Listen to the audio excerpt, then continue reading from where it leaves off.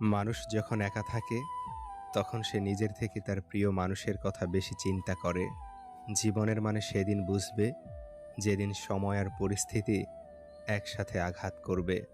আজকাল মানুষ প্রশংসা করে লোভে আর সমালোচনা করে ক্ষোভে। সে ভালোবাসা ভালোবাসাই নয়, যা বিকল্পজন পেলেই বদলে যায়।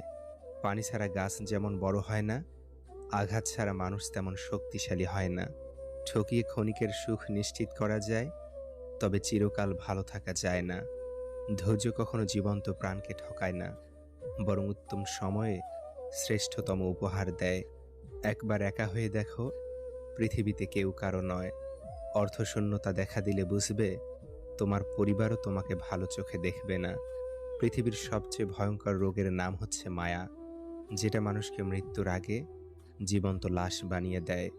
মানুষ চিনতে ভুল করার মধ্যে লজ্জার কিছু নেই, কারণ অমানুষগুলো দেখতে অবিকল মানুষের মতোই।